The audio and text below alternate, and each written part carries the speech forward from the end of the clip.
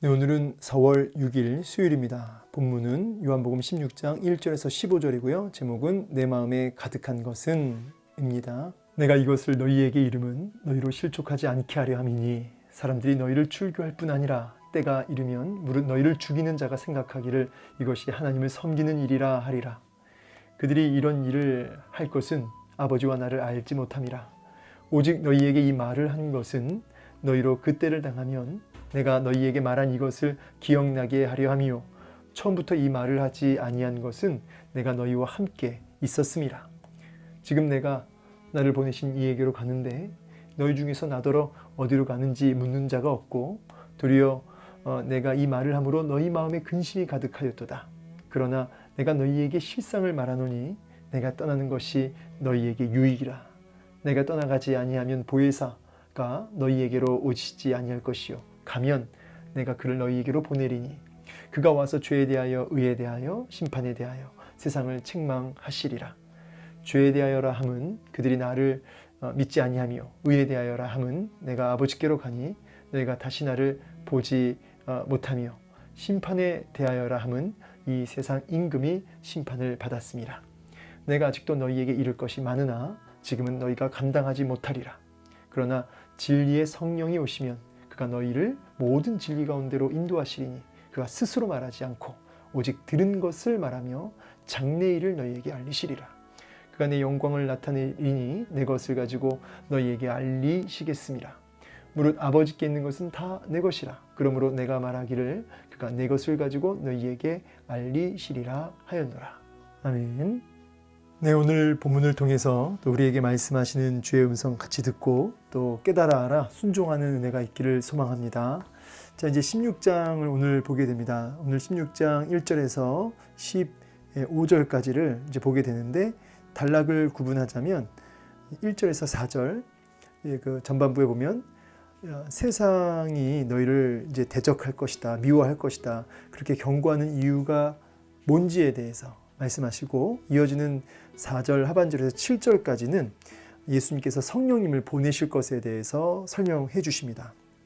그리고 이제 8절에서 11절은 성령님이 하시는 역할이 있는데 세상에 대한 그 성령님의 역할, 책망하시는 거죠.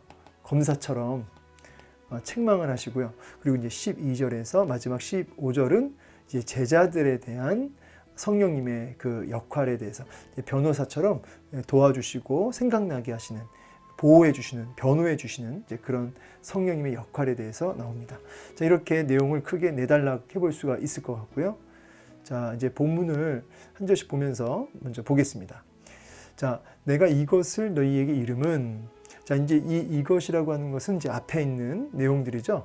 15장에 나오는, 자, 이제 제자들이 미움을 받을 것에 대해서, 세상으로부터 박해와 정말 애매히 고난받는, 제가 이거 얘기할 때 내가 실수하고 내가 죄를 짓고 내가 잘못해서 받는 미움이 아니라고 말씀드렸어요. 이건 제가 좀 강조하고 싶은 건데 기독교인으로서 이게 참 자기 십자가, 내 십자가를 많이 강조하는데 문제는 그 주님의 십자가가 아니라, 그러니까 주님으로 인해서 받는, 성도로서 받는 고난이 아니라 자기가 잘못해서 받는 그 고난하고는 이렇게 구분지어서 생각을 좀 하셨으면 좋겠습니다.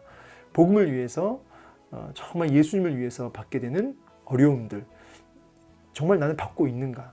그런 미움을 나는 받고 있는가? 근데 문제는 오늘 안 받고 있는 사람들이 너무 많다는 거죠. 오히려 자기 잘못으로 인해서 받는 미움이 훨씬 많은 것 같아요. 그게 굉장히 문제라는 것을 제가 말씀드렸고요. 자, 이것을 너희에게 이렇게 미리 경고하는 이유는 너희로 실족하지 않게 하려 함이다.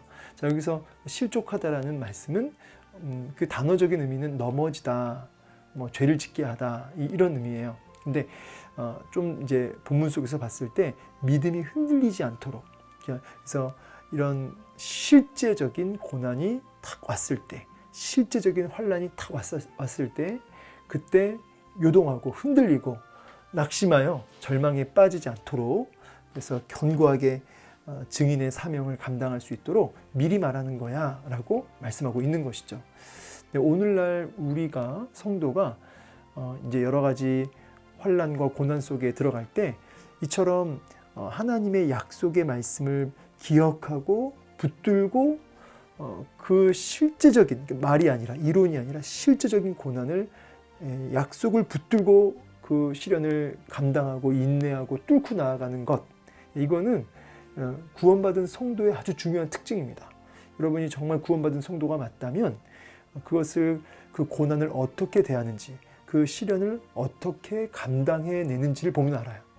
세상의 방법으로 똑같이 감당하고 똑같이 그 고난을 이렇게 감당한다면 대처한다면 그 사람은 가짜이고요. 고난이 왔을 때 하나님의 말씀으로 말씀의 힘으로 하나님 주신 은혜로 그것을 감당하고 의지하는 하나님 더 의지하는 모습으로 나아간다면 아주 구원받은 성도의 아주 중요한 모습을 보이고 있다 라고 말씀드릴 수 있습니다. 자, 2절에 사람들이 너희를 이제 출교할 뿐 아니라 때가 이르면 물은 너희를 죽이는 자가 생각하기를 이것이 하나님을 섬기는 일이다. 이제 출교라고 하는 것은 이게 이제 회당에서 쫓겨나는 이제 그 정도의 의미를 넘어서 유대 공동체에서 나가는 거예요. 이 말은 이제 일상생활이 안 된다는 거죠. 이제 뭐 예를 들어서 출교, 교회에서 그 사람을 이제 징계하고 이제 교회를 못 나오게 하는. 그러면은 이제 오늘날로 얘기하자면 교회에서 이제 못 나오시면 안 됩니다. 우리 교회에서 당신을 출교합니다.라고 했을 때 그분이 뭐 아쉽지 않아요? 그냥 그럼 다른 교회 가면 되지. 뭐 아니면 뭐 교회 여기만 있나? 이렇게 할 수 있잖아요. 여기서 출교는 유대 공동체의 어떤 일상생활 자체가 불가한 겁니다. 그래서 이렇게 공동체 안에서 떨어져 나가는 것, 이 정도의 의미예요. 그러니까 그 어떤 삶의 전부가 흔들리는 일이죠. 그래서 단순하게 예배를 못 드린다, 제사를 못 드린다 그런 의미를 넘어서 완전히 일상생활이 무너지는 이런 핍박이 있을 것이다. 근데 문제는요, 그렇게 그리스도인들을 핍박하는, 제자들을 핍박하는 이런 무리들이 뭐라고 하냐면 잘하고 있다, 하나님 기뻐하시는 일을 하고 있다, 이렇게 생각할 거라는 거예요. 그게 당연한 일로. 이 말씀이 있는데 왜 사도 바울이 예수님 만나 변하기 전에 예수님의 제자들을 앞장서서 핍박하고 감옥에 가두고 했지 않습니까? 그 부분이 이렇게 연결이 되죠. 이렇게 예수님의 제자들을 잡아서 죽이는 그 일을 하나님 기뻐하신 일이라고 생각한다는 거예요. 자, 사도 바울도 그랬고 분명히 이렇게 생각하는 사람들이 이제 많아질 텐데 문제는 뭐냐면 열심은 있어요. 하나님을 향한 열심은 있어요. 하나님을 향한 마음도 있어요. 그런데 뭐가 문제냐면 방향이 문제인 거죠. 사도 바울도 얼마나 그 예수 만나기 전에 얼마나 많이 핍박했는지 몰라요. 근데 그 열정, 그 열심, 그 특심, 그 열심은 좋은데 뭐가 틀렸다? 방향이 틀렸다. 그래서 여기 나오죠. 3절에 알지 못함이라. 예. 이렇게 하는 이유는 무지해서 그렇다 이 말이에요. 여러분 그 호세아서 말씀에 이런 말씀이 있어요. 내 백성이 지식이 없으므로 망하는도다. 내가 지식을 버렸으니 나도 너를 버려 제사장이 되지 못하게 할 것이요. 내 하나님 율법을 잊었으니 나도 내 자녀들을 잊어버리리라. 자, 그러니까 내 백성이 지식이 없어 망한다. 자, 여기서 알지 못함이라 뭐 이런 모든 부분이 뭐냐면 하나님에 대한 무지함이라는 거죠. 무지함을 망하는 거죠. 여기서 이제 어떤 그 무지함, 또 알지 못함, 이제 이런 단어들은 어떤 그 정보적인 이론적인 지식에서의 무지함이라기보다는 이제 하나님을 인격적으로 대면하고 교제하고 여호와의 선하심을 맛보아하는 그런 부분에 있어서 무지하다는 거죠. 하나님 마음에 대해서 무지하다는 거죠. 사실은 유대인들은 성경을 달달달 외운 사람들이에요. 지식적으로. 그러니까 알지 못함이라 했을 때 이게 어떤 성경적인 그 창세기, 출애굽기, 레위기, 민수기 뭐 이렇게 구절 그런 것을 모른다는 뜻이 아니라 그 말씀 안에 감추어져 있는 하나님의 그 말씀 안에 그 속내, 하나님의 마음, 하나님의 의도, 그리고 하나님과의 어떤 그 인격적인 하나님의 성품적인 그런 어떤 교제, 이런 하나님의 성품을 맛보지도 못하고 그분과 사귐도 없고 이런 것이 이제 알지 못함이라. 예컨대 여러분 이제 저에 대해서 이제 성도님들이 알죠. 저희 11교구 식구들이 저를 알아요.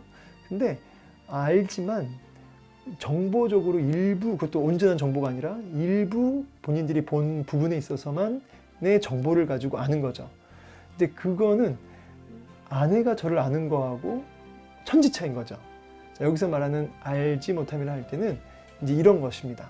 그냥 이론적으로 아주 작은 그 정보로 아는 것이 아니라 정말 인격적으로 경험하고 정말 완전히 이렇게 교제하고 그런 것들의 전인격적인 알을 가리키죠. 이런 게 없다는 거예요. 그냥 그 지식적으로만 좀 아는 거죠. 이런 무지함이 망하는 길이다. 그래서 사도 바울도 그랬던 거고요. 여러분, 우리가 신앙생활 열심히 하시는 거 좋은데 그 열심의 방향이 바로 설정되어야 돼요. 그 방향은 우리 하나님을 향한 바른 지식에서 나옵니다. 그래서 교리적으로 말씀드렸지만 바른 지식이 바른 믿음으로 나아간다. 아주 그냥 기본적인 교리죠. 그래서 우리가 하나님에 대해서 날마다 아는 일, 하나님을 경험하고 맛보아 아는, 하나님을 바르게 아는 일을 우리가 힘쓰셔야 되는 거죠. 우리가 오늘 예배드리고 또 이렇게 큐티하고 이 모든 것들이 다 여기에 해당돼요. 하나님을 바르게 알도록 하기 위함인 거죠. 자, 너희에게 이 말을 한 것은 너희로 그때를 당하면 내가 너희에게 말한 이것을 기억나게 하려 함이다. 근데 이제 처음부터 이 말을 안 한 것은 내가 너희와 함께 있기 때문이다. 자, 그렇죠. 지금 이제 고난을 이제 제자들이 사실 예수님이 완전히 카바를 하고 있는 거죠. 예수님을 이제 핍박하고 있는 거죠. 제자들은 그 예수님 안에서 보호받고 있습니다. 그런데 이제 문제는 예수님이 떠나고 나서 이제 부활 승천하시고 나서 남겨질 예수님의 그늘이 없어진 그 상태가 되면 얼마나 많이 흔들려요. 자, 그러니까 내가 이제 올라가게 됐을 때, 남겨졌을 때, 그때 이 말씀을 의지하여 너희가 일어나고 믿음이 흔들리지 않기를 원한다는 거죠. 자, 근데 문제는 뭐냐? 제자들이 질문을 안 해요.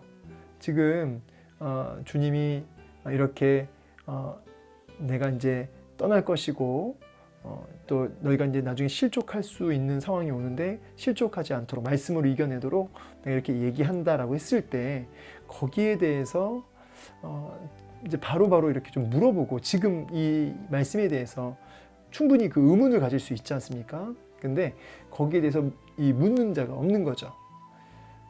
그 부분에 대해서 해석을 주님이 좀 해주시고 그 의미를 밝히 좀 깨닫게 해주셨으면 좋겠습니다. 이렇게 질문을 해야 되는데 이제 질문을 안 해요. 왜 질문을 안 하느냐? 본인들이 일단은 그 감은 잡고 있지만 예수님에게 본인들이 원하는 어떤 답을 얻을 수 없다는 것을 이제 느꼈기 때문이겠죠. 여러 가지 이유가 있겠지만 여러분, 우리가 말씀을 아프더라도 받고 아프더라도 내가 원하는 어떤 은혜의 메시지가 아니더라도 아프더라도 하나님 뜻이면 받고 하나님 뜻이 정말 뭔지 정말 그 의미가 뭔지를 살피고 궁금해하고 그래야 되는데 질문하지를 않는 거죠. 자기에게 자기 입맛에 맞는 것만 이제 물어보고 그 받고 이러는 부분이 있다는 거예요. 그러니까 주님이 왜 안 물어보냐? 이 뜻을 왜 안 물어보냐? 그러면서 너희 마음에 근심이 가득하도다. 그렇죠? 말씀이 밝히 열리고 하나님의 뜻이 밝히 깨달아지고 그래서 하나님의 마음, 주님의 마음이 내 마음이 돼야 되는데 그 뜻이 희미하고 분명하지 않으니까 또 주님의 마음을 모르고 주님의 마음을 모르니까 여러분 어떻게 돼요? 주님 마음, 내 마음이 따로 있는 거죠. 그러니까 지금 주님은 십자가 지시고 이제 모든 그 언약을 성취하시고 모든 죄에서 자유를 주시는 그 기쁨의 사실 그 영광스러운 순간이잖아요. 제자들이 얼마나 기뻐해야 돼요.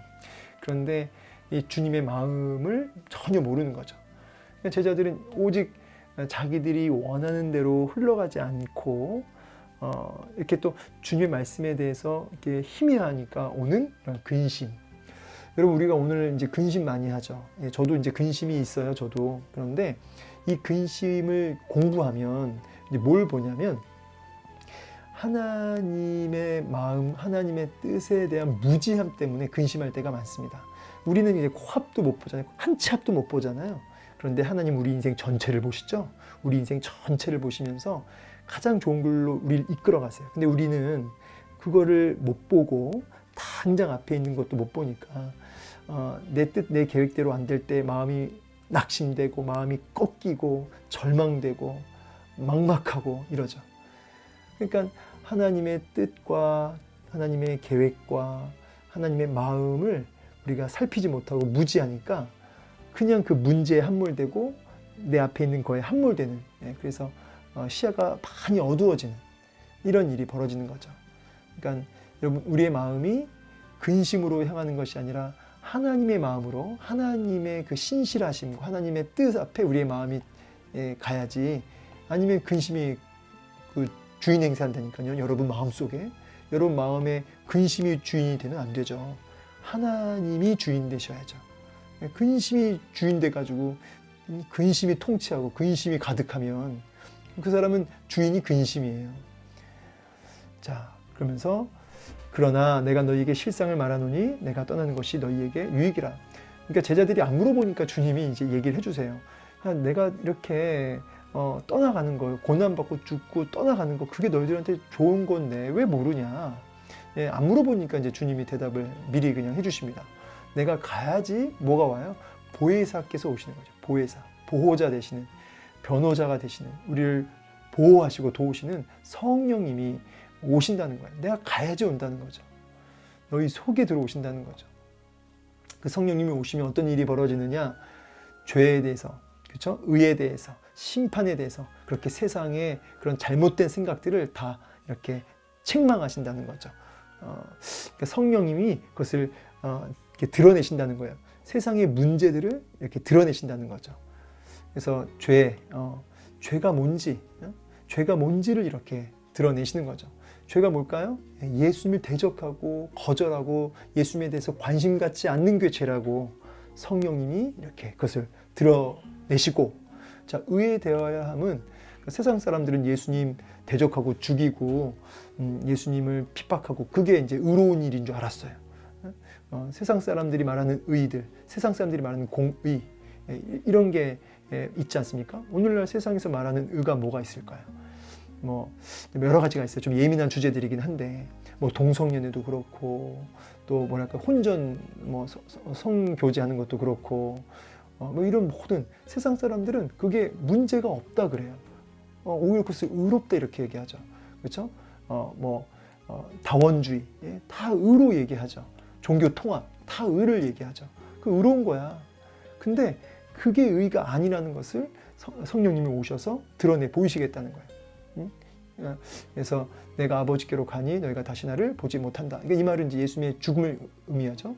예수님의 그 죽음, 예수님을 죽이는 것이 의라고 생각했다는 거죠. 근데 그게 아니라는 것을 이렇게 드러내 보이시겠다는 거예요.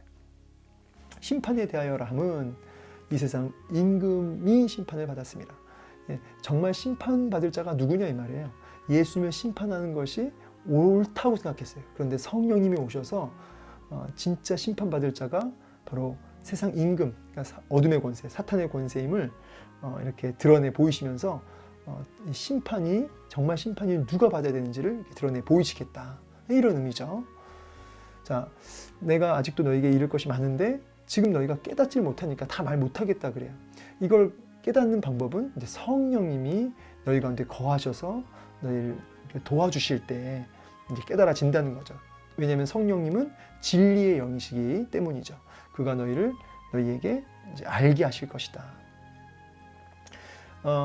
말씀을 이제 마무리하도록 하겠습니다. 알게 하겠다, 알리시리라. 성령님이 결국 그 사람을 충만하게 그 가운데 임재하시고 다스리실 때 분별력이 생기고 이제 알게 되는 거죠. 오늘 말씀은 이제 주님의 어떤 그런 실족치 않기를 바라는, 그 근심에 빠지지 않기를 바라시는 주님의 마음이 이렇게 가득 담겨져 있어요. 그럼에도 불구하고 여러 가지 많은 계획과 많은 생각이 복잡하게 여러분 마음속에 짓눌려져서 실족하고 근심하고 있는 분이 계시다면, 근심에 빠지지 않기를. 이제 근심에 빠지는 이유가 뭐다? 무지에서다.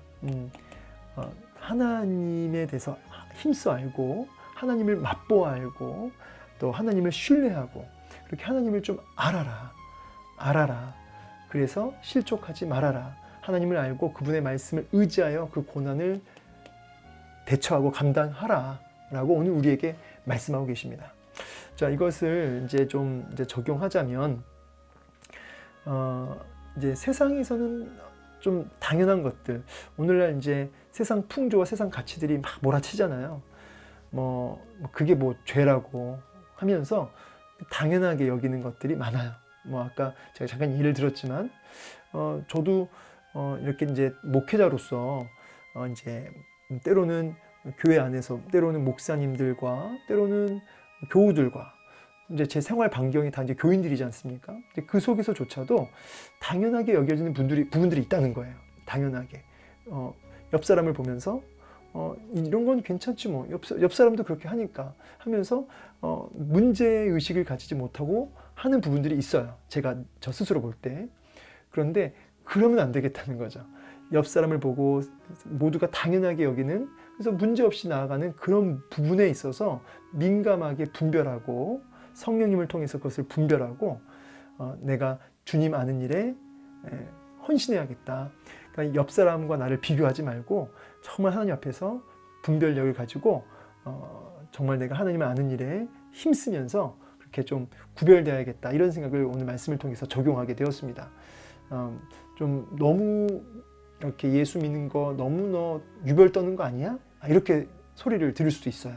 그런데 오늘 본문은 우리가 세상 근심에 빠져서 그냥 문제에 함몰되어서 그냥 세상의 풍조에 휩쓸려서 그냥 그렇게 살아가지 않기를 우리에게 말씀하고 계세요.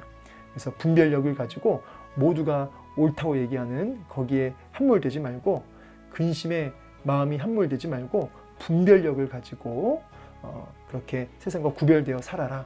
실족하지 말아라 라고 우리에게 말씀하고 계십니다. 오늘도 이 말씀 마음에 좀 새기시고 분별력을 가지고 주님을 더 힘써 알아가시는, 그래서 고난 앞에 실족하지 않는 근심이 여러분의 마음에 가득하지 않기를 주의 이름으로 축복합니다.